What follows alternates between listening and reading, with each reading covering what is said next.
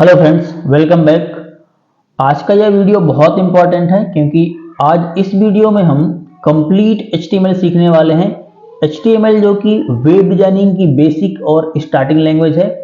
तो सबसे पहले हम समझते हैं कि ये कोर्स क्यों खास है और क्या क्या इसमें मिलेगा और कौन कौन इसको सीख सकता है। तो देखिए, ये कोर्स इसलिए खास है कि सिर्फ एक वीडियो में ही आपको पूरा का पूरा कंटेंट मिलने वाला है एक लैंग्वेज का, HTML का। ऐसे बहुत सारे वीडियोज होंगे HTML के YouTube में, लेकिन ये कोर्स खास है क्योंकि ये कोर्स बिगिनिंग से एंड तक जाएगा। बिल्कुल बेसिक से कोई भी टॉपिक स्किप नहीं किया जाएगा और बहुत ही आसान तरीके से समझाने की कोशिश की जाएगी। दूसरा, यहाँ पर वो सभी लोग सीख सकते हैं जिनको कोडिंग बिल्कुल भी नहीं आती है या बिल्कुल जीरो से कोडिंग स्टार्ट करना चाहते हैं या वेब डिजाइनिंग सीखना चाहते हैं। तो वेब डिजाइनिंग में सबसे पहला लैंग्वेज है HTML।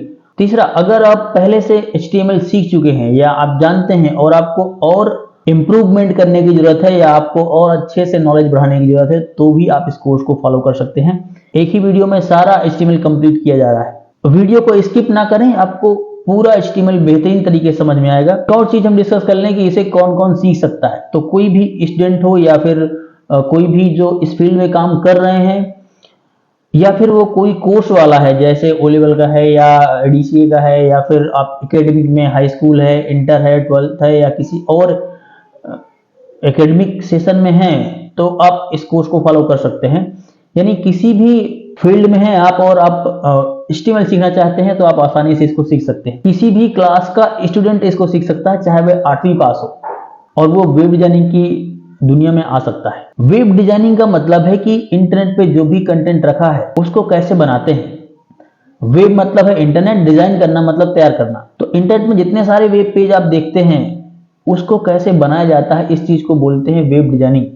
और उस पेज को बना करके डिजाइन करने के बाद हम इंटरनेट में डालेंगे कैसे, इस चीज को बोलते हैं वेब पब्लिशिंग। वेब डिजाइनिंग के लिए दो तरह का वेबसाइट होता है। वेबसाइट मतलब क्या है? वेबसाइट मतलब है किसी डोमेन के साथ आपके वेब पेज को जोड़ करके इंटरनेट में डाला गया, उसको बोलते हैं वेबसाइट। तो दो तरह की वेबसाइट होती हैं, जिसमें पहला है स्टैटिक वेबसाइट, इसी को बोलते हैं क्लाइंट साइड या फ्रंट एंड। स्टैटिक वेबसाइट्स बनाने के लिए या क्लाइंट साइड के लिए HTML, CSS, जावास्क्रिप्ट का इस्तेमाल होता है। यानी 3 लैंग्वेज आपको आनी चाहिए। क्लाइंट साइड या स्टैटिक का मतलब है, फ्रंट एंड का मतलब है कि जो आप कंटेंट देखते हैं वो फ्रंट एंड होता है। जैसे आप वीडियो देखते हैं, इमेज देखते हैं, ऑडियो देखते हैं, टेक्स्ट पढ़ते हैं, वो आपके मशीन में सामने से वेबसाइट में दिखाई देता है। और ये सारा का सारा काम होता है HTML, CSS, जावास्क्रिप्ट द्वारा, और ये कोड रन होता है क्लाइंट की मशीन में, यानी यूजर की मशीन में। इसीलिए इसको बोलते हैं क्लाइंट साइड या फ्रंट एंड। फ्रंट एंड मतलब जो आपको सामने दिख रहा है। दूसरा होता है बैक एंड या फिर डायनामिक वेबसाइट, इसी को बोलते हैं सर्वर साइड। देखिए, अगर आप वेबसाइट में काम कर रहे हैं, सिर्फ वीडियो देख रहे हैं, ऑडियो देख रहे हैं, तो इसमें कोई भी बैक का काम नहीं हो रहा, मतलब पीछे उसके कुछ काम नहीं हो रहा, सामने हमें सब कुछ समझ में आ रहा है। लेकिन अगर हम मान लीजिए कोई फॉर्म भरते हैं और फॉर्म भर के सबमिट किया, तो वो कहाँ गया? वो है आपका बैक एंड, इसी को बोलते हैं सर्वर साइड। तो सर्वर में वो फॉर्म चला जाता है। अब सर्वर में क्या काम होता है? वो बैक एंड का काम है, यानी पीछे का। अगर आपने कोई पेमेंट किया तो पैसा तो आपके यहां से चला गया, अब वहां पीछे कहां पहुंचा, उसके साथ क्या हो रहा है, फॉर्म के साथ या पैसे के साथ, वो बैक एंड का काम है। तो बैक एंड को डिसाइड करने के लिए PHP, एजेक्स, माइस्क्वेल, रूबी, पाइथन, इन लैंग्वेजेस का इस्तेमाल किया जाता है। आई होप आपको क्लियर हुआ होगा क्लाइंट साइड, फ्रंट एंड और सर्वर साइड बैक एंड मतलब क्या है। ठीक है, क्लाइंट साइड मतलब सामने फ्रंट का भाग जो क्लाइंट की मशीन में चलता है कोड, और बैक एंड का मतलब जो काम हमारे बाद में होता है। जैसे हमने फॉर्म भर दिया, अब बाद में उसमें उस फॉर्म को समझा जाएगा या पढ़ा जाएगा, तो वो सर्वर साइड का काम है उधर का, तो उसके लिए दूसरी लैंग्वेज इस्तेमाल होती है। आई होप ये क्लियर होगा। वेबसाइट 2 टाइप की होती है। अब पहले टाइप का वेबसाइट हमें पहले समझना है, यानी हमें क्लाइंट साइड लैंग्वेज समझना होगा, HTML, CSS, जावास्क्रिप्ट, जिसमें सबसे पहले है HTML। HTML का मतलब है hyper text markup language, full form है। HTML एक स्टैंडर्ड लैंग्वेज है वेब पेजेस को बनाने के लिए, डिजाइन करने के लिए। ये एक स्ट्रक्चर लेआउट प्रोवाइड करता है आपके वेब डेवलपमेंट में, जो डिफाइन करता है आपके टेक्स्ट को, इमेज को, लिंक को और भी कंटेंट, जैसे टेबल है, लिस्ट है, या फिर हाइपरलिंक्स हैं, जितने सारे कंटेंट है उस सब को डिफाइन करने के लिए HTML का इस्तेमाल होता है। HTML में एक सिस्टमेटिक चीजें हैं, टैग्स के साथ काम होता है जो एंगुलर ब्रैकेट के साथ इनक्लोज होता है। टैग मतलब है एक शब्द जिसका मीनिंग पहले से लैंग्वेज को पता है और उसको ट्रांसलेट करके वो बताता है। तो HTML दरअसल डेवलप किया गया था टिम बर्नर्स-ली द्वारा 1993 में। तब से अभी तक बहुत सारे HTML के वर्जन आ चुके हैं और अब सबसे ज्यादा इस्तेमाल किया जाने वाला वर्जन है 2000 के बाद में 4.0.1, जो अब ऑफिशियली स्टैंडर्ड है 1999 के बाद।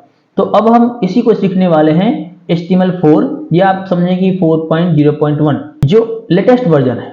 HTML सीखने के लिए हमें तीन चीजों की जरूरत पड़ेगी, जिसमें पहला है टेक्स्ट एडिटर। टेक्स्ट एडिटर का काम है कि टेक्स्ट को एडिट करना, लिखना। तो हम पहले कोड कहीं पर लिखेंगे यानी टेक्स्ट लिखेंगे, तो डिफरेंट टाइप के टेक्स्ट एडिटर अवेलेबल हैं, जैसे नोटपैड है, नोटपैड प्लस प्लस है, विजुअल स्टूडियो कोड या VS कोड है, सबलाइन टेक्स्ट है, एटम है, ब्रैकेट्स है, एडोब ड्रीमवीवर, विम, ऐसे बहुत सारे जहां पर हम कोड लिखेंगे। तो इनमें से कोई भी हम एक इस्तेमाल कर सकते। दूसरा है ट्रांसलेटर। कोड को ट्रांसलेट किया जाएगा मशीन भाषा में और मशीन से वापस हमें ट्रांसलेट करके दिया जाएगा, तो इसके लिए इस्तेमाल होगा इंटरप्रेटर। इंटरप्रेटर ट्रांसलेटर है जो कोड को लाइन बाय लाइन ट्रांसलेट करता है। तीसरा चीज है आउटपुट जनरेटर यानी ब्राउजर। हम क्या करते हैं, इंटरनेट के सारे पेज ब्राउजर में ही देखते हैं, तो हम जो कोड लिखेंगे, पेज बनाएंगे, उसको भी हम ब्राउजर के साथ ही देखेंगे। जैसे गूगल क्रोम है, मोजिला फायरफॉक्स है, माइक्रोसॉफ्ट ईज है, सफारी है, ओपेरा है, ब्रेव है, ऐसे बहुत सारे ब्राउजर अवेलेबल हैं, आप किसी पे भी काम कर सकते हैं। तो अब हम समझते हैं कि हमें वेब पेज कैसे बनाना है HTML के साथ, यानी शुरुआत कैसे करनी है। तो सबसे पहले हमारे पास टेक्स्ट एडिटर होना चाहिए। तो एक टेक्स्ट एडिटर है, हर विंडो के साथ आता है। आप नोटपैड यहाँ स्टार्ट में जाके सर्च करेंगे तो नोटपैड आपको डिफ़ॉल्ट मिल जाएगा। ये नॉर्मल नोटपैड है, आप इसमें भी कोड कर सकते हैं। इसके अलावा आप चाहें तो नोटपैड प्लस प्लस या सबलिम ऐसे गूगल में जाके सर्च करें और पहली वेबसाइट पे जाएं, यहाँ पर इसमें क्लिक करें और डाउनलोड में यहाँ पर क्लिक करके इसे डाउनलोड करके इंस्टॉल कर लें। तुरंत ये डाउनलोड हो जाएगा और इंस्टॉल कर लेना है। तो ये डाउनलोड हो गया, हमने इसे इंस्टॉल कर लिया है। अब यहाँ पर आप स्टार्ट करके सर्च करेंगे नोटपैड, नोटपैड प्लस प्लस आपको यहाँ पर मिल जाएगा। ऐसे आपको ओपन कर लेना है। यहाँ पर फाइल में जाके नया आप ले सकते हैं पेज, और यहाँ सेव एज के ऑप्शन है। यहाँ ऊपर आप रन करने के भी ऑप्शन आपको मिल जाते हैं, अगर आप लैंग्वेज का एक्सटेंशन ऐड करते हैं। नहीं करते हैं तो हम अभी डायरेक्ट आपको बता रहे हैं। तो सबसे पहले यहाँ पर हमें टैग लिखने होते हैं, टैग के साथ ही काम होता है। तो सबसे पहला टैग है HTML। एक बेसिक स्ट्रक्चर आपको बता रहे हैं पहले। HTML टैग ये डिफाइन करता है कि ये किस लैंग्वेज में पेज लिखा गया है। तो HTML लैंग्वेज है। इसके बाद हेड टैग लगाना होता है। हेड में हम जो चीज़ें रखना चाहते हैं वो रखते हैं, इसके बाद हेड को क्लोज कर देते हैं। जैसे हमें हेड के अंदर टाइटल दिखाना है तो हम यहाँ लिखेंगे टाइटल, और टाइटल में हमें क्या लिखना है वो हम यहाँ पर लिखेंगे। जैसे हम लिख रहे हैं माई पेज, और इसके बाद टाइटल को क्लोज करना है, यानी जितना हमें टाइटल के अंदर दिखाना है उतना ही लिखना है। इसके बाद क्लोज करना है टाइटल टैग को। तो कोई भी टैग अगर क्लोज करना है तो क्लोज करने के लिए ये फॉरवर्ड स्लैश का इस्तेमाल करना है सिर्फ। जैसे यहाँ पर आप देख रहे हैं, ये ऊपर लिखा हुआ है यहाँ पर नोटपैड प्लस प्लस, यहाँ पर लिखा हुआ है थैंक यू, यहाँ पर लिखा हुआ है ओ लेवल प्रीवियस पेपर, ऐसे करके ये टाइटल होता है। ठीक है। अब ये जो एरिया आपको दिख रहा है यहाँ पर कंटेंट रखा हुआ है, ये बॉडी का एरिया है। तो बॉडी हेड के बाद इस्तेमाल होता है, और बॉडी पूरे HTML डॉक्यूमेंट का सबसे बड़ा टैग होता है। यानी सारा का सारा डेफिनेशन जो होता है वेब पेज का, वो बॉडी के अंदर ही लिखा जाता है। जो भी हमें पेज में अपने शो करना है कंटेंट, वो सारा का सारा बॉडी टैग के अंदर ही लिखा जाता है। इसके बाद हम बॉडी टैग को क्लोज करेंगे। क्लोज करने के लिए वही आपको फॉरवर्ड स्लैश लगाना है, और अगर हमारा HTML का डेफिनेशन खत्म हो जाता है तो हम सबसे लास्ट में HTML को भी क्लोज कर देते हैं। अब जो हमें वेब पेज में दिखाना है वो बॉडी के अंदर लिखना है। जैसे हमें अपना नाम लिखना है तो हम यहाँ पर बॉडी के अंदर लिखेंगे माई नेम इज, जो भी आपको लिखना है वो। हम एक और लाइन लिखते हैं, this is my first web page. एक और लाइन लिखते हैं, HTML is very easy to learn. ऐसे करके हमने 3 लाइनें लिखी। अब इसको हम सेव करेंगे, फाइल में जाएंगे, सेव एज में जाएंगे। यहाँ से कोई एक लोकेशन लेना है जहाँ आपको इस फाइल को सेव करना है, क्योंकि अभी ये हमारी मशीन में ही रन होगा, तो क्लाइंट साइड है यानी क्लाइंट की मशीन में रन होगा। तो अभी हम इसे अपनी मशीन में सेव करते हैं यानी अपने कंप्यूटर में सेव करते हैं। यहाँ पर कोई नाम देना है, जैसे हमने लिखा my.html ही लिखना है। इसके बाद इसको हम सेव पे क्लिक करके सेव करते हैं।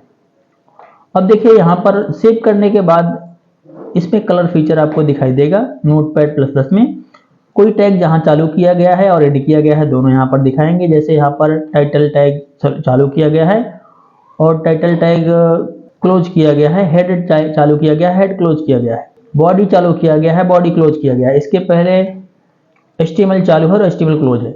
अब हम यहाँ पर इसको मिनिमाइज करते हैं, जहां पर हमारा फाइल सेव हुआ है उसको देखते हैं। ये हमारी फाइल है, ये ऑटोमेटिक ही डिफॉल्ट जो ब्राउजर है आपके सिस्टम का उसी से सेव हो जाएगा, यानी ईज से ये सेव हो गया है। अगर हमें इसे दूसरे से खोलना है तो राइट क्लिक करके ओपन विथ, और यहाँ पर जो भी ब्राउजर आपको मिल रहा है किसी भी ब्राउजर से आप ओपन कर सकते हैं। और जब आपको कोड के साथ ओपन करना है तो यहाँ पर नोटपैड++ या कोड एडिटर, VS कोड जो भी है वो आपको मिल जाएंगे। और यहाँ पर ओपन विथ में जाके यहाँ चूज अनदर ऐप में जाके यहाँ पर भी आप दूसरे किसी एप्लीकेशन से नोटपैड++ से क्लिक करके ओपन कर सकते हैं। अभी हम ब्राउजर के साथ ओपन करते हैं तो देखिए ये आउटपुट हमें मिल रहा है। माई नेम इज XYZ जो भी हमने लिखा था 3 लाइनें, वो 3 लाइन का आउटपुट यहाँ मिल रहा है। लेकिन थोड़ा सा फर्क है कि वो 1 लाइन में ही आउटपुट दे रहा है, यानी हमने 3 लाइनें यहाँ पर लिखी हैं और वहां पर हमें 1 लाइन में ही आउटपुट मिल रहा है। ठीक है, अभी हम इसको चेंज कैसे करें तो देखिए यहाँ पर जो भी काम हमें करना है उस सब के लिए टैग डिफाइन किए गए हैं। तो BR टैग है लाइन को चेंज करने के लिए, जहां जहां आप BR टैग लगाएंगे वहीं से लाइन चेंज हो जाएगा। इस तरह से अभी हम इसको सेव करते हैं और सेव करके फिर से ब्राउजर पर जाते हैं और रिफ्रेश करते हैं तो आपको लाइन चेंज होकर मिल जाएगी। मतलब सीधा सा है कि जितना सारा काम करना है उस सब के लिए हमें टैग ही इस्तेमाल करने हैं, और जितने सारे टैग आप याद कर लेंगे, तैयार कर लेंगे, आपको उतना ही HTML अच्छे से आने लगेगा। तो इस तरह से आप जितनी चाहे उतनी लाइनें लिख सकते हैं। अभी हम आगे चलते हैं। पैराग्राफ बनाने के लिए आपको P इस्तेमाल करना है, यानी P टैग लिखेंगे और जहां तक आपको पैराग्राफ चाहिए उसके बाद आपको P टैग को क्लोज करना है। तो ये एक पैराग्राफ हो गया। अब हमें मान लीजिए एक ही लाइन में सब कंटेंट लिख देते हैं, तो ये एक लाइन में सारा का सारा पैराग्राफ लिख गया। सेव करते हैं, सेव करके रिफ्रेश करते हैं तो कोई फर्क नहीं मिलेगा, क्योंकि PR टैग से लाइन चेंज होता है, लाइन के लिखने से लाइन चेंज नहीं होगा। अब हमें दूसरा पैराग्राफ लिखना है तो इसी को कॉपी करके पेस्ट करते हैं, या Ctrl+D करें आप डुप्लीकेट लाइन के लिए। जितनी बार Ctrl+D करेंगे उतनी बार ये डबल हो जाएगा। जिस लाइन को आपको डबल करना है उस लाइन में ये कर्सर होना चाहिए। अब इसको सेव करते हैं, सेव करके रिफ्रेश करते हैं। देखिए 3 पैराग्राफ सेम हो गए हमारे पास। अब लाइन के बीच में गैप नहीं दिख रहा आपको, गैप दिख रहा है पैराग्राफ से पैराग्राफ के बीच में, जिससे ये पता चले कि ये पैराग्राफ है। अब अगर हम इस पे कलर करना चाहते हैं तो देखिए यहाँ पर जो दिख रहा है ये बॉडी का एरिया है पूरा, इसमें कलर करना है तो बॉडी के साथ हमें एट्रीब्यूट जोड़ना है। तो BG कलर एट्रीब्यूट है, BG colour equal to inverted comma के अंदर कलर का नाम जो भी आप कलर चाहते हैं, इनवर्टेड कॉमा बंद करना है। अब सेव करना है। आप अगर कोड में थोड़ा सा भी चेंज करते हैं तो आपको सेव करना पड़ेगा, यानी Ctrl+S करना है और वापस हम ब्राउजर में जाके इसको रिफ्रेश करेंगे। ऐसे आउटपुट आ रहा है कलर का। ये हमारे बेसिक HTML टैग हैं, HTML हेड, टाइटल, बॉडी, इतना हमको हर पेज में लिखना पड़ेगा। क्योंकि हम नया पेज नहीं ले रहे हैं इसलिए हमें दोबारा इनका इस्तेमाल नहीं करना है। जब आप नया पेज लेंगे तो आप हर नए पेज में ये टैग लिखेंगे, अदरवाइज आप बॉडी के अंदर जो भी काम करना चाहते हैं वो सारे टैग यहाँ पर लिखेंगे। अब अगर हम चाहते हैं कि ये वाला हमारा जो पैराग्राफ है वो यहाँ से आ जाए राइट साइड से, ये वाला पैराग्राफ है वो यहाँ से आ जाए बीचों बीच, या किसी को हमें लेफ्ट राइट अलाइनमेंट करना है तो यहाँ पर टैग के अंदर ही हमें देना होगा align attribute LIGN equal to inverted comma के अंदर। जैसे आपको सेंटर में करना है तो आप लिखेंगे सेंटर इनवर्टेड कॉमा क्लोज, और किसी को आपको राइट में करना है तो आप लिखेंगे align equal to inverted comma के अंदर राइट। देखिए जितने भी हम एट्रीब्यूट लगाएंगे उन सब में वैल्यू को इक्वल टू के बाद इनवर्टेड कॉमा के अंदर लिखा जाएगा। एक बार सेव करते हैं, सेव करके फिर से इसको रिफ्रेश करते हैं तो देखिए ये दोनों पैराग्राफ जिनमें हमने अलाइन एट्रीब्यूट लगाया है। अलाइनमेंट आपने 4 टाइप का पढ़ा होगा, लेफ्ट, राइट, सेंटर और जस्टिफाइड। तो चारों इस्तेमाल कर सकते हैं। यहाँ पर ये सेंटर है, ये राइट है और ये लेफ्ट है। आप चाहें लेफ्ट ना लिखें तो भी कंटेंट लेफ्ट से ही आता है बाय डिफॉल्ट। इसमें भी कलर हो जाए, टेक्स्ट में जो ये लिखा हुआ है पैराग्राफ में, यहाँ पर भी कलर हो जाए, अलग अलग कलर हो जाए, इसके लिए यहाँ पर आपको फॉन्ट टैग इस्तेमाल करना है। फॉन्ट के बाद कलर आपको लिखना है। कलर के बाद आपको इन्वर्टेड कॉमा के अंदर कलर की वैल्यू जो भी आप चाहते हैं ऐसे लिखना है, ब्रैकेट बंद करना है, सेव करते हैं, सेव करके रिफ्रेश करेंगे इस तरह से, तो आपका कलर चेंज हो जाएगा। लेकिन एक चीज देखने को मिल रही है आपको कि एक पैराग्राफ में हमें अलग कलर चाहिए था, अलग अलग चाहिए था, लेकिन वो सभी में रेड कलर आ गया है। तो उसके लिए आपको फॉन्ट टैग को क्लोज करना पड़ेगा उस पैराग्राफ के बाद। अच्छा, फॉन्ट के साथ और भी चीजें आप इस्तेमाल कर सकते हैं। जैसे आपको साइज चाहिए फॉन्ट का, तो इक्वल टू इन्वर्टेड कॉमा के अंदर आप साइज मेंशन कर दीजिए, 4 पॉइंट है ये। और फेस आपको चेंज करना है, यानी लिखने का स्टाइल, यानी फॉन्ट को चेंज करना है तो फेस इस्तेमाल करना है। फेस मतलब जैसे यहाँ पर आप देख रहे हैं, ये अभी एल्जेरियन लगा हुआ है, ये कैलिबरी है, और यहाँ पर जाएंगे आप, ये दूसरा है, ये एरियल ब्लैक है, एल्जेरियन है, अपराजिता, एरियल ब्लैक, ऐसे बहुत सारे यहाँ पर फॉन्ट है। तो जिस फॉन्ट में भी आपको लिखना है उस फॉन्ट का नाम देना है फेस के बाद। यहाँ पर हम फेस के बाद इस फॉन्ट का नाम दे देते हैं एल्जेरियन। अच्छा, हमें ये जो स्टाइल है फॉन्ट वाली, वो सिर्फ इस पहले पैराग्राफ के अंदर ही चाहिए। तो यहां से हम फॉन्ट टैग को क्लोज करते हैं ऐसे। तो आपको फॉन्ट टैग सिर्फ यहां से यहां इतने के बीच में ही अप्लाई होके मिलेगा, यानी इस पैराग्राफ पे। सेव करके एक बार रिफ्रेश करते हैं तो देखिए इस पहले वाले पे हमें वो चीज मिल रही है जो हमने फॉन्ट टैग के अंदर अप्लाई की है। अब अगले वाले में आपको करना है तो फिर से नया फॉन्ट टैग चालू करके और फिर से अगले वाले के बाद यहाँ पर फिर से क्लोज करना पड़ेगा। इस तरह से आप अलग अलग पैराग्राफ में अलग अलग फॉन्ट स्टाइल, कलर, साइज दे पाएंगे। अब हम इस्तेमाल करते हैं कुछ फॉर्मेटिंग टैग्स। जैसे आपको कोई लाइन बोल्ड करनी है तो आप बी टैग का इस्तेमाल करेंगे और जो मैटर आपको बोल्ड करना है वो इसके अंदर लिखेंगे।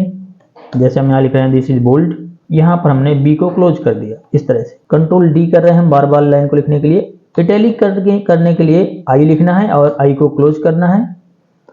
अंडरलाइन करने के लिए यू लिखना है और यू को क्लोज करना है। स्टिक थ्रू के लिए एस लिखना है और एस को क्लोज करना है। एक बार सेव करते हैं, इसको सेव करके रिफ्रेश करते हैं। अब नीचे जाते हैं, आउटपुट देखते हैं तो देखिए यहाँ पर ये बोल्ड, ये इटैलिक, ये अंडरलाइन और ये स्टिक थ्रू। हमने लाइन नहीं चेंज किया इसलिए एक ही लाइन में पूरा पूरा लिख के आ रहा है। अब देखिए बगल में स्क्रॉल बार भी आ गया है, क्योंकि जैसे जैसे आपका पेज का कंटेंट बढ़ता जाएगा स्क्रॉल बार ऑटोमेटिक ब्राउजर दे देता है। अगर हमें लाइन चेंज करना है तो हम BR टैग का इस्तेमाल करेंगे जहां जहां हमें लाइन चेंज करना है। एक और चीज आप समझ रहे होंगे कि यहाँ पर हम कुछ टैग ऐसे इस्तेमाल कर रहे हैं जिनमें हमें शुरुआत करके क्लोज करना पड़ रहा है।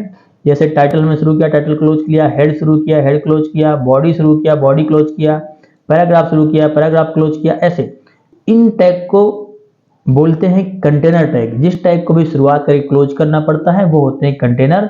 और कोई ऐसे टैग जिनको शुरुआत और बंद एक बार ही करना है, मतलब क्लोज नहीं करना, सिर्फ शुरू करना है, इनको बोलते हैं एम्प्टी टैग। इनको क्लोज करने की जरूरत नहीं होती है। तो दो तरह के टैग इस्तेमाल हो गए पूरे HTML में, ठीक है। तो BR एक एम्प्टी टैग है, यहाँ इसे क्लोज नहीं करना पड़ता। अगर हमें इस्तेमाल करना है सुपरस्क्रिप्ट, सबस्क्रिप्ट, जैसे हम कह रहे हैं कि 10 की घाते 5 लिख जाए, तो हमने 10 लिखा तो 10 तो ऐसे लिख जाएगा।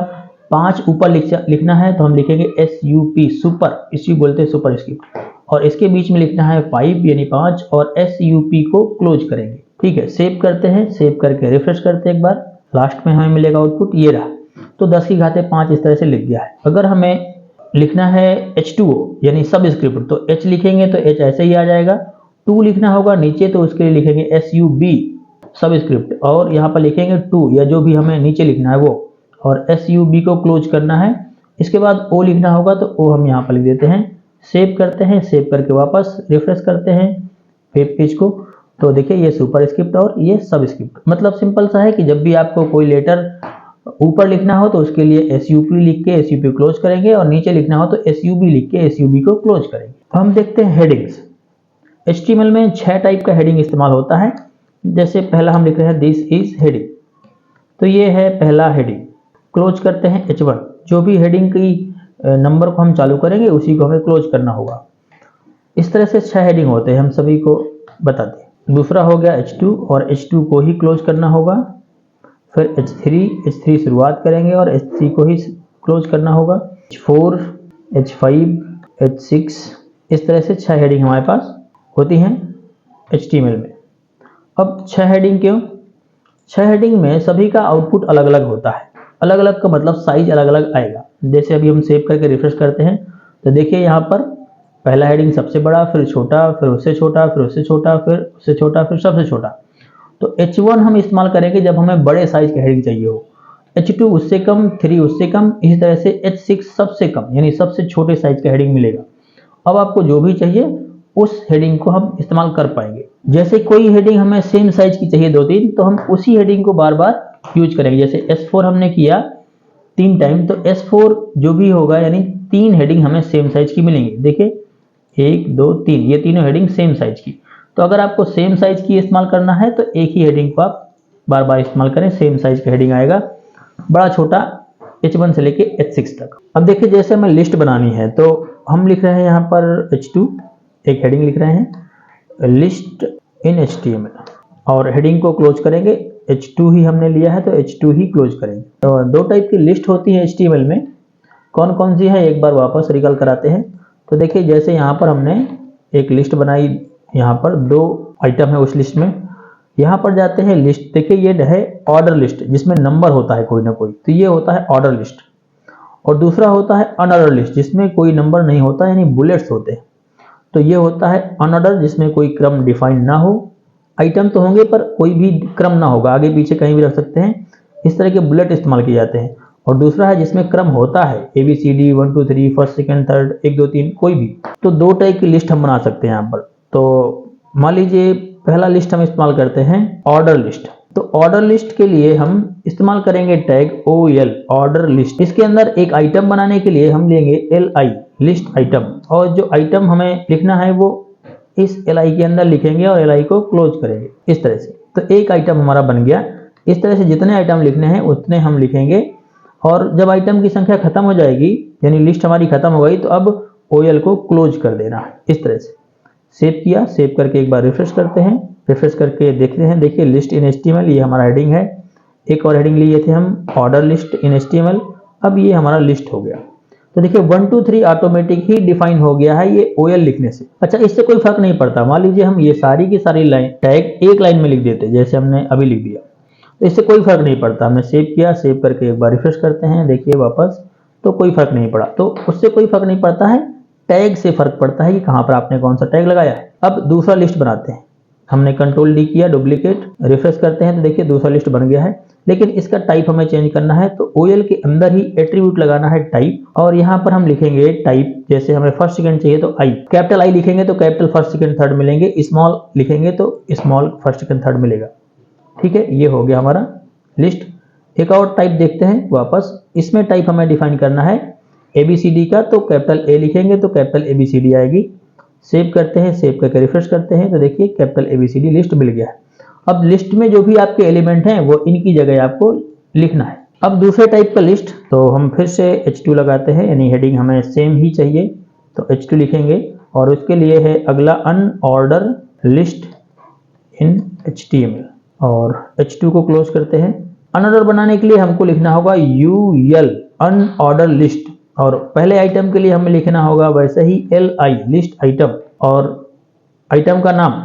ठीक है, जैसे हमने लिख दिया मैंगो। अब हम क्लोज करते हैं LI को। अगला आइटम लिखना होगा तो फिर से LI शुरू करेंगे। हम इसी को डुप्लीकेट कर देते हैं, जितनी आइटम बनाने हैं उतने हम बना सकते हैं। इसके बाद UL को क्लोज करना होगा, तो हमने यहाँ पर UL को क्लोज कर दिया। ठीक है, और सेव करते हैं, सेव करके रिफ्रेश करते हैं। सबसे लास्ट में हमको मिलेगा अनऑर्डर लिस्ट, मिला यहाँ पर मैंगो जो हमने लिखा था। अब आपको जो आइटम लिखने हैं वो यहाँ पर आपको लिख देना है। इसको भी हम एक लाइन में कर देते हैं क्योंकि इससे तो कोई फर्क नहीं पड़ने वाला है, एक लाइन में लिख दिया। अब दूसरी लिस्ट बनाते हैं जिसमें दूसरा टाइप हो। 3 लिस्ट हमने बनाया। देखिए अगर आपको सर्किल चाहिए लिस्ट में तो टाइप लिखेंगे और सर्किल डिफाइन करेंगे यहाँ पर CIRCLE सर्किल। और अगर आपको स्क्वायर चाहिए तो आप लिखेंगे type square, inverted comma close करेंगे, सेव करते हैं और फिर से अपने ब्राउजर को रिफ्रेश करते हैं। तो देखिए यहाँ पर ये सर्किल वाला लिस्ट बन गया है और ये स्क्वायर वाला लिस्ट बन गया है। ये वाला बाय डिफॉल्ट होता है, कोई हमें टाइप डिफाइन नहीं करना पड़ता है, इसको बोलते हैं डिस्क टाइप। तो डिस्क ऑटोमेटिक ही बन जाते हैं और बाकी दो को हम डिफाइन करेंगे। आई होप आपको समझ आ रहा होगा। अब हम देखते हैं कि हमें टेबल कैसे बनानी है HTML में। तो टेबल बनाने के लिए टेबल टैग ही इस्तेमाल करना है। टेबल के बाद रो बनानी होगी टेबल में हमें, थोड़ा सा समझते हैं इसको। जैसे हमारी टेबल है तो हम टेबल इस तरह से डिफाइन करते हैं। ये हमारा टेबल बॉर्डर हो गया और ये टेबल की लाइन हो गई। मान लीजिए एक रो हो गया ये, और ये दूसरा रो हो गया, ये तीसरा रो हो गया। इस तरह से हमने रो बना दिए। अब यहाँ पर कॉलम हमें बनाने होंगे। तो ये पहला कॉलम हो गया, ये दूसरा कॉलम हो गया, तीसरा कॉलम। इस तरह से एक टेबल होता है।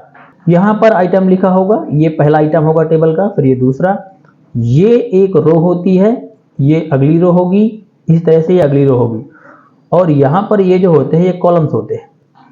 तो हमें क्या करना है, रो डिफाइन करते जाना है। तो रो डिफाइन करने के लिए हमें क्या करना होगा, एक टैग लगाना होगा TR, इसको बोलते हैं टेबल रो।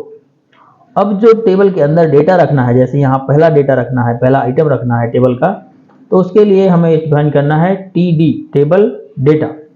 और जो हमें लिखना है वो यहाँ पर लिखेंगे। जैसे हम लिख रहे हैं सीरियल नंबर, तो ये हमारी टेबल का पहला डेटा हो गया, यानी पहले सेल का डेटा हो गया। इस तरह से अगला TD लिखेंगे अगले सेल के लिए। TD हम यहाँ लिख रहे हैं नेम, और TD को क्लोज करेंगे, फिर से TD चालू करेंगे अगले में जो हमें लिखना है। जैसे हम लिख रहे हैं सैलरी, और फिर TD क्लोज करेंगे, फिर अगला TD चालू करेंगे अगले सेल के लिए, और फिर अगला आइटम लिखेंगे जो हमें लिखना है, और इसको क्लोज करेंगे, और फिर TD को यहाँ पर क्लोज करेंगे। मान लीजिए हमारे एक रो में सारे कंटेंट कंप्लीट हो गए, यानी हमें 4 आइटम ही एक रो में लिखने हैं। तो अब रो को हमें क्लोज करना पड़ेगा, यानी TR को क्लोज कर देते हैं। एक बार सेव करते हैं, सेव करके वापस रिफ्रेश करते हैं ब्राउजर को, और देखेंगे यहाँ पर आउटपुट आपको दिख रहा है। तो हमने जो कंटेंट लिखा वो तो आ गया है, लेकिन अभी टेबल की जैसी डेफिनेशन नहीं आ रही, मतलब इसके ऊपर लाइनें बॉर्डर नहीं आ रही है। तो यहाँ टेबल के साथ हमें एक एट्रीब्यूट इस्तेमाल करना होगा, बॉर्डर। बॉर्डर के बाद इक्वल टू और वैल्यू हमें लिखनी है कि कितने बॉर्डर चाहिए। जैसे 2 चाहिए तो हमने 2 यहाँ पर लिखा। सेव करते हैं, सेव करके रिफ्रेश करते हैं, तो देखिए यहाँ पर थोड़ा सा थिक बॉर्डर आया है। अगर हम 1 करेंगे तो हल्का सा थिन बॉर्डर हो जाएगा, पतला बॉर्डर हो जाएगा 1 करने में। अगर आप 3-4 वैल्यू बढ़ाते हैं तो उतना ही और मोटा हो जाएगा। अब टेबल जैसा बन रहा है, ठीक है। अभी हमें और रो बढ़ाने हैं, तो कंट्रोल D कर रहे हैं डुप्लीकेट करने के लिए, या फिर आप TR TD करके इस तरह से नया रो बनाएंगे। तो कंट्रोल D किया हमने, फिर से वही लिख गया, सेव करते हैं, रिफ्रेश करते हैं, तो देखिए एक और रो बढ़ गया। इसी तरह से जितने सारे रो आपको बढ़ाने हैं उतने बढ़ा सकते हैं। हमने 4 रो बना दिए हैं, सेव करके रिफ्रेश करते हैं, तो देखिए 4 रो हमारे पास और 4 कॉलम का एक टेबल बन गया है। तो ये बेसिक टेबल है। अभी जो भी आपको एलिमेंट यहाँ लिखने हैं इनके बीच में, वो आप TD के अंदर लिखेंगे और इस तरह से आपका टेबल बन जाएगा। अगर आप चाहते हैं कि ये पहला वाला जो आपका रो है ये हेडिंग दिखाए, तो यहाँ पर TD की जगह आपको TH इस्तेमाल करना है। सब जगह जिसमें भी आप TH कर देंगे वो थोड़ा सा हेडिंग में कन्वर्ट हो जाएगा। तो TD की जगह हमने लिख दिया TH। देखते हैं कितना चेंज होता है। सभी जगह हमें TD की जगह TH लिखना है। अब सेव करते हैं, सेव करके वापस रिफ्रेश करते हैं, तो देखिए ये हमारा हेडिंग टाइप में कन्वर्ट हो गया है। तो पहला रो हमारा हेडिंग हो गया है और बाकी सब नॉर्मल है। इस तरह से आप अच्छा टेबल बना पाएंगे। अगला है हमारा स्पैनिंग टेबल। स्पैनिंग टेबल कैसे बनता है, लेकिन एक चीज और ध्यान रखना है कि टेबल बनाने के बाद टेबल टैग को क्लोज भी करना है, क्योंकि ये कंटेनर टैग है, तो टेबल आपको क्लोज करना है। अब हम दोबारा से टेबल बना रहे हैं। स्पैनिंग टेबल देखिए, मान लीजिए यहाँ पर आइटम को आपको कुछ इस तरह से लिखना है कि ये वाले पूरे ऊपर के रो में एक आइटम लिखा हुआ इस तरह से, और यहाँ पर भी हमें पूरे कॉलम में एक आइटम लिखना हो इस तरह से। यहाँ पर कुछ यहाँ पर लिखा हो एक, और यहाँ पर कुछ लिखा हो, तो इसको बोलते हैं स्पैनिंग टेबल। इसमें हमें रो और कॉलम को स्पैन करना होता है। तो देखिए यहाँ पर जो आपको दिख रहा है ये लाइन, ये होती है हमारी कॉलम, और ये जो लाइनें हमारी रो है। तो रो और कॉलम किसको आपको हटाना है, यहाँ पर ये सोचना होगा कितने हटाने हैं। अगर हमें ये लाइनें हटानी है तो इनको बोलते हैं कॉलम, यानी कॉल्स। इसको हटाने के लिए हम यहाँ पर लिखते हैं कॉल स्पैन। अभी हम इस पूरे टेबल को कॉपी करते हैं और पेस्ट करते हैं। तो देखिए इसी में हमें क्या करना है कि ये सब हमको हटा करके एक करना है। तो हम सब को हटा देते हैं, सिर्फ एक ही हमारे पास TH होना चाहिए, TD होना चाहिए, जो भी है। TD अगर आप कर रहे हैं तो TD कर लीजिए और TH कर रहे हैं तो TH कर लीजिए, कोई दिक्कत नहीं, हेडिंग बस आ जाएगी। तो देखिए सिर्फ पहली वाले पूरे रो में एक एलिमेंट है, इसलिए हमने एक TD रखा है। अब TD के साथ हमें स्पैनिंग इस्तेमाल करना है, तो जब भी हमें ये वाली लाइन हटाना है, खड़ी वाली लाइन हटानी है, तो ये होता है कॉलम, तो हम लिखेंगे कॉल स्पैन। इस TD के अंदर ही लिखना होगा कॉल स्पैन। अब कितने हटाने हैं ये हमको काउंट करना होगा, कितने हटा के एक बनाना है, तो 1 2 3 4 5 कॉलम है, 5 कॉलम को हटा के एक बनाना है। यहाँ पर हमारे पास 4 हैं, तो हम 4 कॉलम, जितने भी आपको हटाने हैं काउंट करके उतना आपको यहाँ लिख देना। हम 4 हटा रहे हैं तो 4 हमने लिख दिया। अभी हम सेव करते हैं, सेव करके इसको एक बार रिफ्रेश करते हैं, तो ये पुराना टेबल है और नया टेबल हमारा नीचे, देखिए ये लिख दिया है SN। हम यहाँ पर लिख रहे हैं SN की जगह स्पैनिंग टेबल, तो यहाँ पर हमें हटाना होगा, हम लिख देते हैं स्पैनिंग टेबल ऐसा, और यहाँ पर हेडिंग भी लगा देते हैं ताकि हमको ये भी पता चले कि यहाँ से अगला टेबल है H2। यहाँ पर हम लिख देते हैं स्पैनिंग टेबल इन HTML और क्लोज कर H2। सेव करते हैं, सेव करके एक बार और आउटपुट देखते हैं।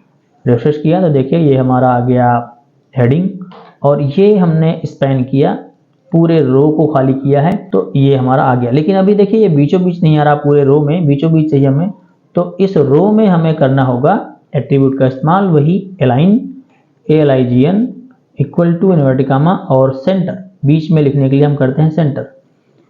ठीक है, रिफ्रेश करते हैं सेव करके, तो देखिए ये बीचों बीच आ गया है। अब हमें इस वाले कॉलम में ये चीज करनी है कि ये कॉलम में पूरे हट जाएं और एक आइटम पूरे कॉलम में लिखे इस तरह से। तो अब यहाँ पर हमें ये चीज देखना है कि कौन सी लाइनों को हटाना है। अब की बार हमें ये जो लाइनें हैं ये वाली, इनको हटाना है, यानी यहाँ पर जो 2 लाइनें हैं इनको हटाना है। तो हमारे पास कितने कॉलम बन रहे हैं, 1 2 3, तो 3 हमें हटाना होगा, और किसको, रो को, क्योंकि ये रो है। तो अब हम लिखेंगे ऊपर वाले इस आखिरी TD में, देखिए पहले ये TD फुल है आपका, ये भी फुल है, ये भी फुल है, ये भी फुल है, ये वाले को ही पूरे में लिखना है। तो इस आखिरी वाले, इस वाले TD में ही आपको लगाना होगा रो स्पैन। तो इस वाले लाइन के इस आखिरी वाले TD में हम लगाते हैं रो स्पैन, और कितने, 3, तो हमने लिखा 3। अब एक चीज और समझिए कि जब हमने इस वाले आइटम को लिखा, तो ये वाला आइटम ही इस पूरे कॉलम में रहेगा यहाँ से यहाँ तक। तो ये जो नीचे के 2 आइटम हैं इनको यहाँ पर नहीं होना चाहिए, मतलब इनकी जरूरत नहीं है, तो इनको हम हटा देंगे। तो ये लास्ट वाला जो TD है, ये आइटम को हमने हटा दिया यहाँ से, और इसके पहले वाले भी रो से हमने ये आइटम को हटा दिया। ठीक, अब हम इसको सेव करते हैं, सेव करके एक बार रिफ्रेश करते हैं, तो देखिए ये पूरे कॉलम में हमारा एक आइटम आ गया है। इस तरह से हम किसी भी रो और कॉलम के सेल को मर्ज कर सकते हैं स्पैनिंग का इस्तेमाल करके। आई होप आपको समझ आया होगा टेबल कैसे इस्तेमाल करना है, स्पैनिंग टेबल कैसे करनी है, लिस्ट कैसे अलग अलग बनानी है, और फॉर्मेटिंग कैसे करना है, हेडिंग कैसे इस्तेमाल करना है, और कलर, इतना चीज। अब अगर कहीं आपको प्रॉब्लम हो तो वीडियो को रिवाइज करें, यानी पीछे बैक करें और दोबारा से समझ लें। अब हम आगे चलते हैं। अब हम समझते हैं कि हमें अपने वेबसाइट पर, यानी वेब पेज पर इमेज कैसे लगानी है। तो इमेज के लिए img टैग है इमेज, इसके बाद यूज करना है attribute src equal to inverted comma के बाद हमें लिखना है इमेज का नेम। अब एक चीज और आप समझिएगा, मान लीजिए ये इमेज हमें लगानी है, तो ये इमेज जहां हमारी ये फाइल रखी है वहीं पर ही होना चाहिए, यानी एक ही फोल्डर पर, सेम लोकेशन पर होना चाहिए, नहीं तो आपको उसका पाथ देना पड़ेगा, इसलिए एक ही जगह रख लें। अब इस इमेज का हमें नाम और एक्सटेंशन नेम देखना होगा। तो NNN तो इमेज का नाम हो गया, राइट क्लिक करते हैं, प्रॉपर्टी में जाते हैं, यहाँ पर एक्सटेंशन लिखा होगा ब्रैकेट के अंदर .jpg लिखा हुआ है, तो NNN.jpg, तो यहाँ पर हम लिखेंगे NNN फाइल का नाम .jpg एक्सटेंशन, इनवर्टेड कॉमा बंद किया, ब्रैकेट बंद किया, सेव करते हैं, Ctrl+S, सेव करके रिफ्रेश करते हैं अपने ब्राउजर को। देखिए यहाँ पर इमेज आ गया। यहाँ पर आपको HTML टैग या बॉडी टैग दोबारा इस्तेमाल नहीं करना है, आप एक पेज में एक बार ही हेड, HTML, टाइटल, बॉडी, ये टैग एक बार ही इस्तेमाल करेंगे, बाकी के टैग आप जितनी बार जरूरत हो उतनी बार इस्तेमाल करेंगे। हम नए पेज में इनको फिर से इस्तेमाल करेंगे, पर अभी हमने एक पेज में ही सारा कंटेंट लिखा हुआ है। तो देखो इस तरह से हमारा वेब पेज बनता जा रहा है। अब ये वेब पेज आगे बढ़ता जाएगा जितने हम टैग इस्तेमाल करते जाएंगे। आप चाहें तो अलग अलग पेज बना सकते हैं, और आपको अगर एक पेज में ही सारा काम करना है तो एक पेज में ही सारे टैग लगा के काम कर सकते हैं। अब आगे देखते हैं। मान लीजिए आपको दूसरी कोई इमेज लगानी है, तो दूसरी इमेज के लिए टैग यही लगाना है, बस उस इमेज का नाम यहाँ पर और उसका एक्सटेंशन यहाँ पर लिखेंगे, दूसरी इमेज आ जाएगी। अगर हमें हाइपरलिंक लगाना है वेबसाइट पर, क्या तो अब कैसे करेंगे? हाइपरलिंक क्या होते हैं? पूरे के पूरा इंटरनेट जो है हाइपरलिंक के माध्यम से ही एक दूसरे से जुड़ा हुआ है। जितनी सारी वेबसाइट हैं सब हाइपरलिंक पर होते हैं। ये देखिए, जो भी टेक्स्ट है, जहां हमारा हैंड जा रहा है, हम क्लिक करके ओपन करते हैं, फिर यहाँ पर क्लिक किया, फिर नया पेज आया, फिर यहाँ कहीं क्लिक करते हैं, फिर नया पेज आएगा। जहां भी क्लिक करके हमको नया पेज मिल रहा है वो सब हाइपरलिंक ही है। यानी इंटरनेट में हर एक वेबसाइट एक दूसरे से इस तरह लिंक है, जुड़ी है, इसी को बोलते हैं हाइपरलिंक। तो हमें हाइपरलिंक ऐड करने के लिए क्या करना होगा? सबसे पहले हमें एंकर टैग लगाना होगा, ये टैग है हाइपरलिंक के लिए। इसके बाद href, ये हमें एट्रीब्यूट लगाना है। इक्वल टू के बाद इनवर्टेड कॉमा के अंदर हमें लिंक लगाना है, और फिर ब्रैकेट बंद करके यहाँ पर हम वो टेक्स्ट लिखेंगे जिस पे हमें क्लिक करना चाहिए। जैसे हम लिख रहे हैं क्लिक हियर, और अब एंकर टैग जो हमने शुरू किया था उसको क्लोज करना है इस तरह से। मतलब आपको एंकर टैग शुरुआत करना है, उसके अंदर href लिखना है, और इसके अंदर वो टेक्स्ट लिखना है जो आपको आउटपुट में दिखना चाहिए। अब इसमें क्लिक करने पर ये यहाँ पर जो इनवर्टेड कॉमा हमने दिया है, इस इनवर्टेड कॉमा के अंदर आपको वो लिंक लिखना है जो इसको क्लिक करने पर खुलना चाहिए। अभी के लिए हम इसमें देखिए जैसे हैज दे देते हैं, कुछ नहीं देते हैं, सेव करते हैं। सेव करके रिफ्रेश करते हैं तो नीचे देखिए यहाँ पर सबसे लास्ट में ये देखिए क्लिक हियर हाइपरलिंक बन गया है। क्योंकि हमने लाइन नहीं चेंज किया तो वो दोनों को एक लाइन से दिखा रहा है। अब हम इसको रिफ्रेश करते हैं, अब देखिए नीचे यहाँ पर आ रहा है क्लिक हियर। अभी हम यहाँ पर हैंड माउस लेके जाते हैं तो हैंड बन जाता है, देखिए। अब क्लिक करते हैं तो ऊपर देखिए हैज लिख के आ रहा है, क्योंकि इसका लिंक हमने दिया नहीं। आप समझ गए? तो ये हमने क्लिक हियर जहाँ लिखा है उतना बस यहाँ पर शो हो रहा है, बाकी हमारा टैग शो नहीं हो रहा है। मतलब कहने का बाकी चीज शो नहीं होती। तो जो हमें आउटपुट में दिखाना है वो यहाँ पर लिखना है, इसमें क्लिक किया जाएगा, और लिंक जो इसमें क्लिक करने पर खुलना चाहिए वो यहाँ पर देनी है। जैसे हम यहाँ पर लिख रहे हैं click here for NCEC Banda, तो अब NCEC बांदा का वेबसाइट का लिंक यहाँ पर देना होगा। तो हम यहाँ पर जाते हैं वेबसाइट पर, और यहाँ से हम इसका लिंक लेंगे, सर्च करते हैं NCEC बांदा। आप किसी भी वेबसाइट को ऐड कर सकते हैं। ये NCEC बांदा का वेबसाइट है मानिए। अब यहाँ पर हम यहाँ से लिंक लेंगे, इसको कॉपी करते हैं और अपने नोटपैड में जाके यहाँ हैज की जगह उस लिंक को पेस्ट कर देते हैं। अब इसको सेव करते हैं, Ctrl+S। अब अपने ब्राउजर में जाते हैं, यानी अपने पेज को ओपन करते हैं।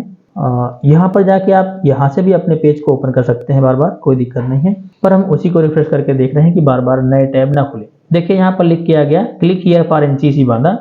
अब यहाँ पर क्लिक करते हैं तो देखिए NCEC बांदा खुल गया, ये लिंक है।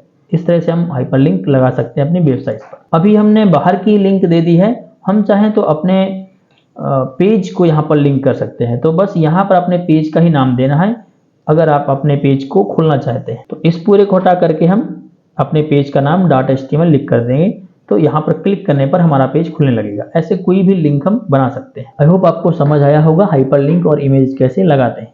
अच्छा, इमेज के साथ कुछ और एट्रीब्यूट इस्तेमाल कर सकते हैं। जैसे हमें यहाँ पर इमेज बड़ी दिख रही है, थोड़ा समझते। देखिए जैसे हमें इमेज छोटी दिख रही है, बड़ी दिख रही है, तो इमेज को हमें कंट्रोल करना है। तो इसके लिए यहाँ पर इसी के बाद हमें लगाना है हाइट, HEIGHT। हाइट के लिए हाइट लिखना है। जो आपको हाइट देनी है वो यहाँ पर पिक्सल में देंगे, और जो विड्थ देनी है WIDTH विड्थ, वो यहाँ पर विड्थ आपको पिक्सल में देनी है। चौड़ाई, लंबाई चौड़ाई यहाँ पर आप डिफाइन करेंगे इमेज के लिए, और सेव करते हैं। सेव करके फिर से इसको रिफ्रेश करते हैं तो देखिए इमेज हमारा लंबाई और चौड़ाई दोनों में बड़ा हो गया है। और एक और टैग इस्तेमाल होता है alt टैग, इमेज के साथ ही इस्तेमाल होगा ये। मान लीजिए कोई ब्राउजर इस टैग को सपोर्ट नहीं करते हैं, या आपकी इमेज वहां पर शो नहीं होती है, तो यहाँ पर यानी ये नाम वहां पर शो होगा जब आपका पिक्चर नहीं दिखेगा। तो हमने यहाँ पर alt करके लिख दिया, ठीक है। अभी हम सेव करते हैं, सेव करके रिफ्रेश करते हैं तो देखिए पिक्चर शो हो रहा है, इसलिए वो नाम नहीं आ रहा है। हम चाहें तो कुछ गलत कर दें इसमें, जैसे हम एक n गलत कर दें, अब पिक्चर नहीं शो होगी। सेव करते हैं, अब रिफ्रेश करते हैं तो देखिए यहाँ पर वो नाम आ गया जो हमने अल्ट में लिखा हुआ था। तो इस तरह से ये नाम आ जाएगा जब आपका पिक्चर शो नहीं होगा। अदरवाइज आपकी पिक्चर आ रही है तो पिक्चर दिखेगी, कोई दिक्कत नहीं, ठीक है। ये हो गया हाइपरलिंक। अब देखिए यहाँ पर इस पूरे में अंडरलाइन बन के आ रहा है, यानी लिंक बन के आ रहा है। हम चाहते हैं कि क्लिक हियर बस में आए उतना, मतलब क्लिक हियर बस अंडरलाइन हो, यानी इतने बस में लिंक लगा हो, बाकी में ना हो, बाकी ऐसे टेक्स्ट हो। तो यहाँ पर हमें क्या करना है, क्लिक हियर के बाद हमें एंकर टैग को क्लोज कर देना है ऐसे, ठीक। और सेव करते हैं। सेव करने के बाद इसको रिफ्रेश करते हैं तो देखिए क्लिक हियर बस में अंडरलाइन आ रहा है, मतलब सिर्फ इतने में ही क्लिक करने पर काम होगा और ये टेक्स्ट ऐसे ही लिखा हुआ है। तो जो आपको क्लिक करने के लिए चाहिए, जिसको आपको अलाउ करना है कि इसमें क्लिक किया जाए, उसी को एंकर टैग के अंदर रखना है और बाकी आप आगे पीछे लिख सकते हैं। आई होप आपको समझ आया होगा एंकर टैग और इमेज कैसे ऐड करते हैं। अब हम लोग आगे समझते हैं। तो आप इसी फाइल को राइट क्लिक करके ओपन विद नोटपैड या अपने नोटपैड प्लस प्लस से किसी से ओपन कर लें। अगर आप नया फाइल बनाना चाहते हैं तो यहाँ पर फाइल में जाके न्यू करें या यहाँ पर 2 बार क्लिक करें। पिछले जो भी फाइल्स आपने बना रखी है वो अलग अलग टैब में यहाँ पर शो होगा, तो ये बेटर है, हमें आगे समझ में आएगा कि इसका बेनिफिट क्या है। जब हम अलग अलग लैंग्वेज में काम करेंगे, मतलब HTML के साथ CSS जावास्क्रिप्ट, तो ये बेटर काम करता है। अभी फिलहाल हम नया पेज बना रहे हैं वापस, तो हम लिखेंगे HTML और हेड। देखिए हमने बताया कि जब आप नया बनाने वाले हैं पेज तभी ये टैग लिखेंगे, बेसिक टैग जो हैं, और नहीं तो आप इन टैग का इस्तेमाल एक ही पेज में बार बार नहीं करें। अभी हम टाइटल लिखने वाले हैं यहाँ पर, तो हम लिखते हैं टाइटल, और फॉर्म बनाने वाले हम इसमें, तो हम लिखते हैं फॉर्म, और टाइटल को क्लोज करेंगे। लास्ट में हम क्लोज कर देते हैं बॉडी को और HTML। इसको हम सेव करेंगे क्योंकि नई फाइल है, तो फिर से सेव एज करेंगे और लोकेशन हम वापस डेस्कटॉप देते हैं और कोई भी नाम देते हैं form.html। एक्सटेंशन वही रखना है HTML का। सेव करते हैं। अब देखिए बॉडी टैग के अंदर हमें फॉर्म टैग इस्तेमाल करना है फॉर्म बनाने, जिससे फॉर्म स्टार्ट होगा। फॉर्म हमारे पास डिफरेंट टाइप के हो सकते हैं, लेकिन मिनिमम इंफॉर्मेशन जो फॉर्म में होती है वो कम से कम इतनी तो होती ही है जो यहाँ पर दी गई है। मतलब आपसे नाम पूछा जाएगा, last name, mother name, father name, date of birth, gender male और फीमेल, यहाँ पर हमें ऐसे टिक करना होता है किसी एक में, या तो मेल या तो फीमेल। और कोर्स जैसे हमारे पास यहाँ चेक बॉक्स होता है, तो यहाँ ऐसे ऐसे टिक करना है, एक से ज्यादा में भी टिक होना चाहिए। और सिटी यहाँ पर क्लिक करके पूरी सिटी की लिस्ट आएगी, सिलेक्ट करना पड़ेगा। और एड्रेस मतलब 2-3 लाइन 4 लाइन का भी हमें लिखना पड़ सकता है। इसके बाद यहाँ पर रीसेट का बटन होना चाहिए और फॉर्म को सबमिट करने के लिए सबमिट का बटन होना चाहिए। तो इतने कम से कम पॉइंट्स तो होते ही हैं फॉर्म में। अब देखिए ये जो लिखा हुआ है फर्स्ट नेम, ये तो ऐसे ही आ जाएगा, लास्ट नेम भी ऐसे ही आ जाएगा, नई नई लाइन हम चेंज करके लिख पाएंगे। बात यह है कि यहाँ पर इंफॉर्मेशन इनपुट कैसे होगी। फॉर्म को हम इस्तेमाल करते हैं इंफॉर्मेशन इनपुट लेने के लिए। तो यूजर कुछ अगर देना चाहता है तो वो इनपुट होना चाहिए, और इनपुट होने के बाद जब हम सबमिट करें तो फिर सर्वर में जाना चाहिए। तो अभी फिलहाल हम बस ये देख रहे हैं कि डिजाइन कैसे करना है, सर्वर में जाने वाली बात बाद में देखेंगे। तो हमें इंफॉर्मेशन इनपुट लेना है। तो अभी देखिए यहाँ पर फॉर्म के बाद हम लिख रहे हैं फर्स्ट नेम, तो इससे क्या होगा, फर्स्ट नेम लिख के आ जाएगा। अभी हम सेव करते हैं। सेव करके एक बार इसको ओपन करते हैं, ब्राउजर को अपने रिफ्रेश करेंगे, हमारा पेज है अब ये फॉर्म वाला। तो देखिए यहाँ पर फर्स्ट नेम लिख के आया है। अभी फर्स्ट नेम आ रहा है सामने। हमें लिखने के लिए इनपुट के लिए ब्लॉक चाहिए, जो बॉक्स बना हुआ है ये वाला, ये बॉक्स। तो इसके लिए हम इस्तेमाल करते हैं इनपुट टैग। इनपुट लिखेंगे, इनपुट का टाइप डिफाइन करना है कि किस टाइप की इंफॉर्मेशन आपको इनपुट लेना है। अभी हम ले रहे हैं टेक्स्ट, तो हमें लिख देना है टेक्स्ट। यहाँ कॉमा क्लोज करेंगे और ब्रैकेट बंद करेंगे, सेव करेंगे। सेव करके रिफ्रेश करते हैं तो देखेंगे यहाँ पर ब्लॉक आ गया है और इन्फॉर्मेशन इनपुट हो पा रही है। अब ऐसे ही नई लाइन के लिए दोबारा से हम लिखेंगे नया लाइन, लेकिन लाइन हमें चेंज करनी है बीच में। उसके बाद हम लिखेंगे नया लाइन, फर्स्ट नेम की जगह हम लिखना है लास्ट नेम, तो हम यहाँ लिख देते हैं लास्ट नेम और वापस से सेव करते हैं। सेव करके फिर से इसको रिफ्रेश करते हैं तो लास्ट नेम। अब देखिए ये कुछ ज़्यादा पास पास में आ रहा है, तो हम चाहते हैं कि थोड़ा सा गैप हो जाए इसके बीच में। लाइन तो चेंज हो रही है, लेकिन ज़्यादा गैप देने के लिए आप एक और बार BR टैग इस्तेमाल कर सकते हैं। एक बार BR टैग लिखने से एक बार लाइन चेंज होता है, अगर आप 2 बार इस्तेमाल करेंगे तो 2 बार लाइन चेंज होगी, यानी गैप बीच में मिल जाएगा। अगला है हमारा डेट ऑफ बर्थ। तो डेट ऑफ बर्थ यहाँ पर लिखेंगे DOB, डेट ऑफ बर्थ, और सेलेक्ट करने के लिए इनपुट, इनपुट टाइप में आपको देना है डेट, ब्रैकेट। लाइन चेंज करने के लिए 2 बार BR, Ctrl+C, Ctrl+V ऐसे भी कर सकते हैं। सेव करते हैं। देखिए यहाँ पर कैलेंडर टाइप बन के आ जाएगा, आप यहाँ से डेट ऑफ बर्थ सिलेक्ट करें। आगे हमें लिखना है इस तरह से जेंडर, मेल फीमेल ये दिखना चाहिए। तो अगली लाइन पे हम लिखते हैं जेंडर। इसके बाद ये आपको डिसाइड करना है कि ये जो बॉक्स बने हैं, सर्किल गोले बने हैं, ये मेल के पहले होना चाहिए या बाद में होना चाहिए। जहां भी आपको चाहिए उसी हिसाब से आपको इनपुट टैग लगाना है। अगर पहले चाहिए तो पहले, नहीं तो आप मेल फीमेल जो लिखना है वो पहले लिख देंगे और बाद में आप लिखेंगे इनपुट। टाइप इसको बोलते हैं रेडियो, तो हम यहाँ पर लिखेंगे रेडियो, ये एक के लिए हो गया। और दूसरा लिखेंगे हम फिर से फीमेल, और दूसरे के लिए इनपुट टैग बताएंगे इनपुट टाइप रेडियो और ब्रैकेट। सेव करते हैं, सेव करके रिफ्रेश करते हैं तो देखिए इनपुट टाइप जेंडर यहाँ पर लिख के आ गया, मेल पहले वाला और फीमेल बाद वाला। जिसमें हमें टिक करना है वो उसमें हम टिक करेंगे, लेकिन अभी दोनों में टिक हो रहा है, लेकिन किसी एक में टिक होना चाहिए। तो देखिए यहाँ पर हमें चेंज करना पड़ेगा, नेम देना पड़ेगा। नेम हम देते हैं सेम नेम ही देना पड़ेगा दोनों में। तो इस वाले इनपुट पे हमने नेम दिया ए, इसी तरह से इस वाले इनपुट पे भी हमें नेम ए देना होगा। सेव करते हैं, एक बार फिर से रिफ्रेश करते हैं और अब देखेंगे किसी एक पे ही टिक हो रहा है। ठीक है, अब आगे चलते हैं। फिर से हमें लाइन चेंज करना होगा, तो लाइन चेंज करने के लिए डबल बार हम BR दे देते हैं कि गैप सभी में समान हो।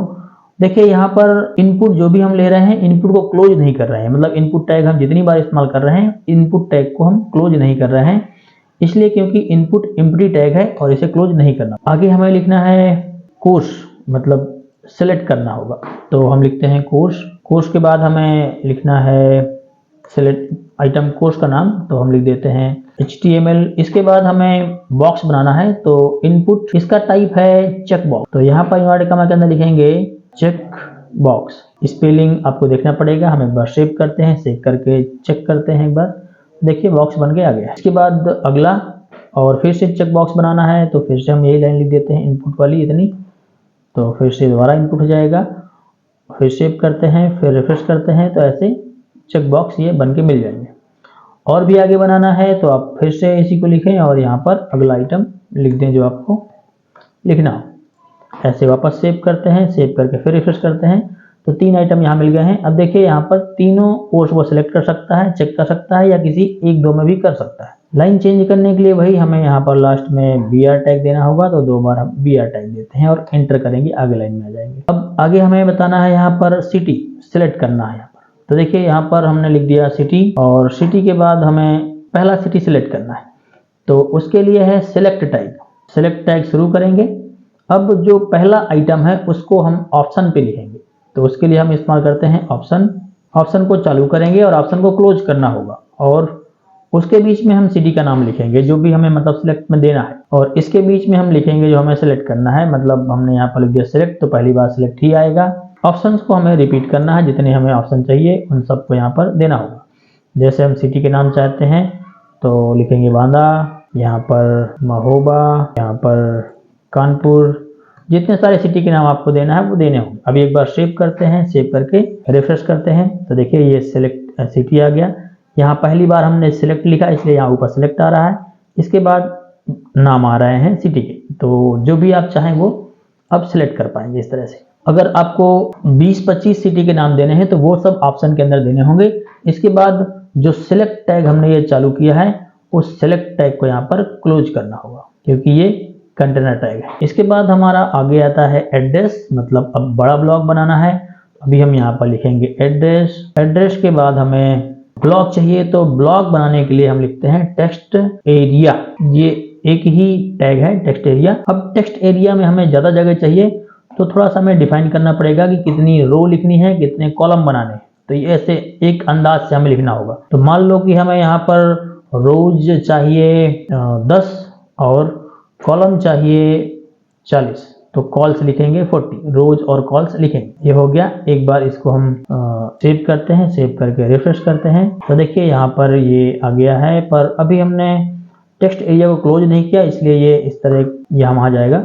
तो अभी हम टेक्स्ट एरिया को क्लोज करते हैं, इसीलिए जो भी हमारे कंटेनर टैग होते हैं उनको क्लोज करना जरूरी होता है, नहीं तो एलिमेंट आपका यहाँ वहाँ जाएगा। सेव करते हैं, सेव करके एक बार रिफ्रेश करते हैं, तो देखिए ये आपका खाली बॉक्स आ गया है, लेकिन एड्रेस यहाँ पर आ रहा है। तो हम यहाँ पर लाइन को चेंज करते हैं, क्योंकि हमने लाइन चेंज नहीं किया इसलिए ऐसा हो रहा है। सेव करते हैं और इसके बाद इसको लिखने के बाद भी हम लाइन चेंज कर देते हैं एक बार, ताकि ये ऊपर लाइन में आ जाए और ब्लॉक नीचे लाइन में चला जाए। यहाँ पर रिफ्रेश करते हैं, देखिए ऊपर एड्रेस आ गया, ये ब्लॉक आ गया।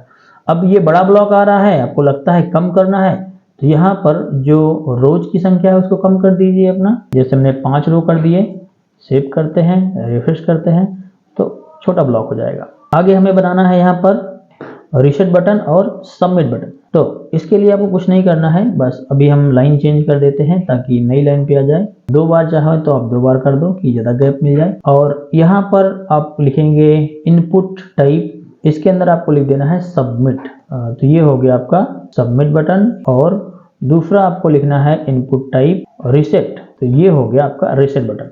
सेव करते हैं, सेव करके इसको रिफ्रेश करते हैं, नीचे देखेंगे तो देखिए सबमिट और रीसेट बटन आ गया है।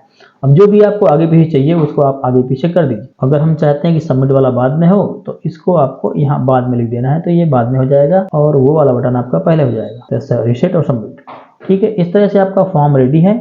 और हम चाहें तो अभी फॉर्म को भर के दिखाते हैं। मान लीजिए हमने नाम भर दिया यहाँ पर राजेश और लास्ट नेम भर दिया हमने वर्मा।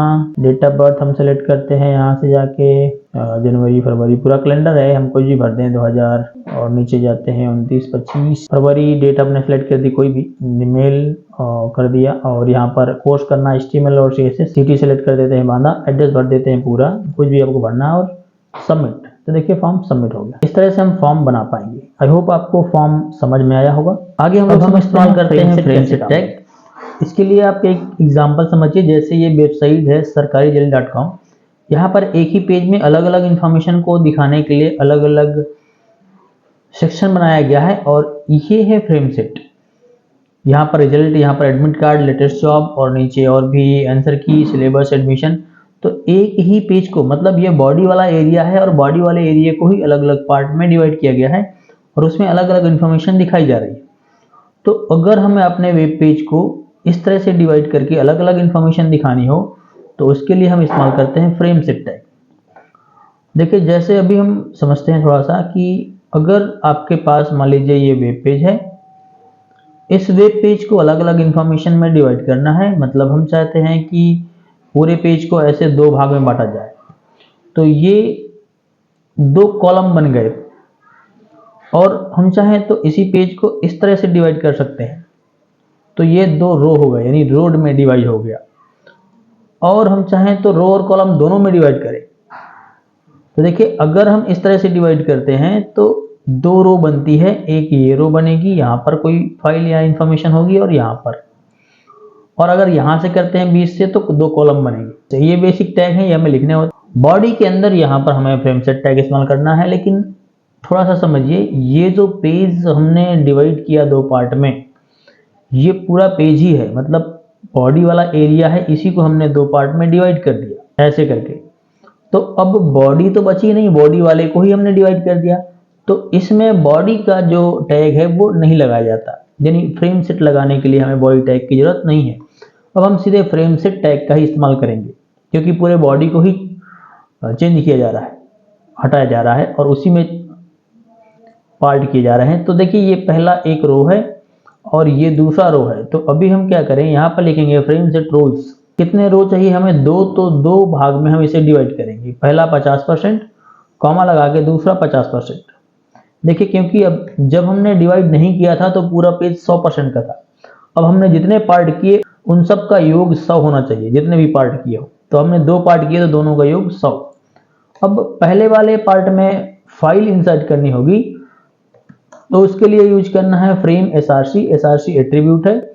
जो भी फाइल यहाँ पर यूज करनी है वो फाइल आपके सेम फोल्डर में होनी चाहिए जहां पर आपका फ्रेम सेट नाम का, या जहां पर आप ये वाली मेन फाइल को सेव कर रहे हैं वहीं पर आपका वो वाला पेज भी होना चाहिए जो आपको यहाँ पर शो करना है। जैसे यहाँ पर माई नाम का पेज यहीं पर रखा हुआ है, तो हम लिख देते हैं यहाँ पर my.html एक्सटेंशन उसका और ब्रैकेट। इसी तरह से दूसरा भी, तो 50% में पहला वाला फाइल आएगा, 50% में दूसरा फाइल आएगा। फ्रेम सेट टैग को क्लोज करना होगा, तो फ्रेम सेट टैग हमने क्लोज कर दिया। अब फाइल को सेव करेंगे, तो हम फाइल में जाते हैं, सेव एज में जाते हैं। सेव एज में जा करके यहाँ पर हम फाइल का नाम दे देते हैं, मान लीजिए फ्रेम सेट ही दिए दे रहे हैं या फ्रेम दिए दे रहे हैं, .html लिख रहे हैं। सेव हो गया। अब एक बार हम इस फाइल को अपनी हम रीनेम करते हैं। ये हमारा फाइल है लेटेस्ट, इसको हम ओपन करते हैं तो देखिए 2 पार्ट में हमारा पूरा पेज डिवाइड हो गया है। अब ये रो वाइज है, अगर हमें कॉलम वाइज करना है तो यहाँ रो की जगह हमें कर देना है कॉल्स, तो ये कॉलम वाइज डिवाइड हो जाएगा 50-50%, यानी हाफ हाफ में पूरा पेज आपका शो हो जाएगा इस तरह से। अब ये कॉलम वाइज हो गया।